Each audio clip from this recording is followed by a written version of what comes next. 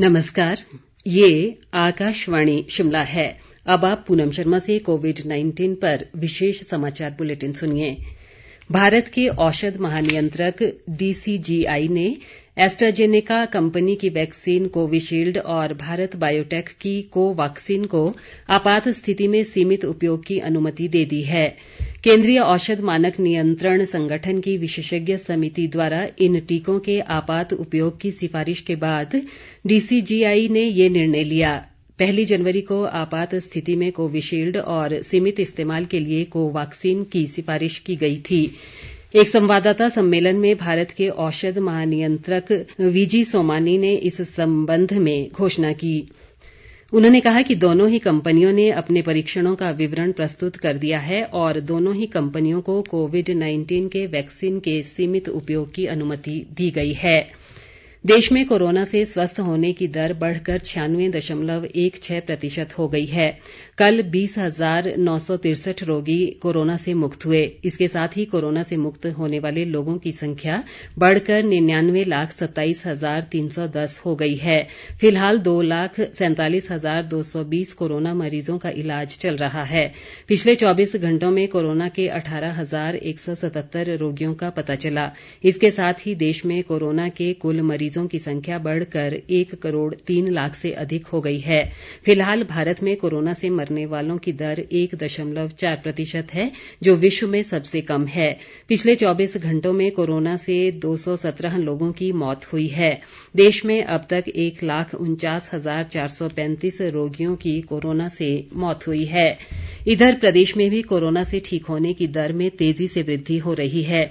स्वास्थ्य विभाग द्वारा जारी बुलेटिन के अनुसार अब तक 52,742 लोग संक्रमण से पूरी तरह स्वस्थ हो चुके हैं।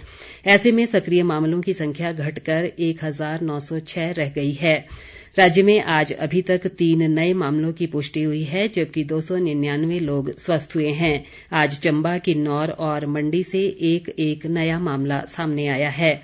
राज्य में संक्रमितों की कुल संख्या 55,622 हो गई है और संक्रमण से अब तक 926 लोगों की मृत्यु हुई है। देश में कोविड का टीका मुफ्त मिलेगा। केंद्रीय स्वास्थ्य व परिवार कल्याण मंत्री डॉक्टर हर्षवर्धन ने कल नई दिल्ली में पत्रकारों को ये जानकारी देते हुए बताया कि केवल दिल्ली ही नहीं बल्कि पूरे देश में कोविड का टीका सभी को निःशुल्क लगाया जाएगा। स्वास्थ्य मंत्री ने लोगों से अपील की कि वे टीके की सुरक्षा और उसके प्रभाव के बारे में फैलाई जा रही अफवाहों से गुमराह न हों।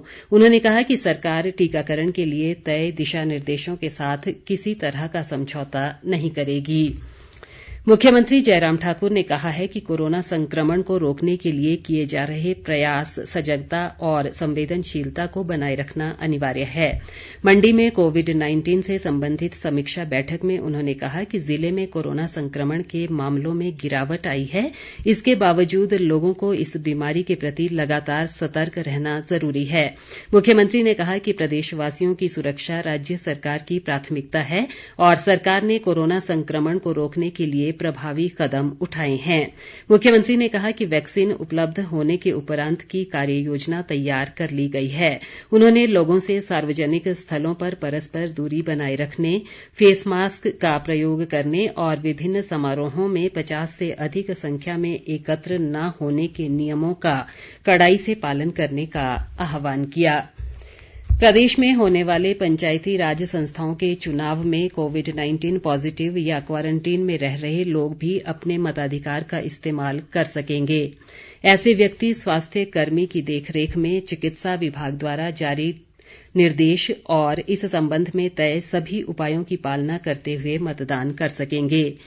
ऐसे लोगों के लिए मतदान को लेकर राज्य निर्वाचन आयोग ने विशेष आदेश जारी किए हैं। आदेशों के तहत यदि कोरोना संक्रमित व्यक्ति मतदान करने की इच्छा जाहिर करता है तो उसे कोविड-19 सुरक्षा प्रोटोकॉल की अनुपालना सुनिश्चित बनाते हुए मतदान करने की अनुमति होगी। कोरोना पॉजिटिव या क्वारंटीन में रह रहे मतदाताओं के लिए मतदान का समय सामान्य मतदाताओं के द्वारा मतदान की समाप्ति के बाद सायं 4 बजे के बाद आरंभ होगा। मतदान के दौरान क्वारंटीन मतदाताओं को पहले जबकि उसके बाद कोविड-19 पॉजिटिव मतदाताओं से मतदान करवाया जाएगा। इस दौरान कोविड-19 के बचाव को लेकर जारी एसओपी की अनुपालना सुनिश्चित की जाएगी। इसी के साथ ये समाचार बुलेटिन समाप्त हुआ। नमस्कार।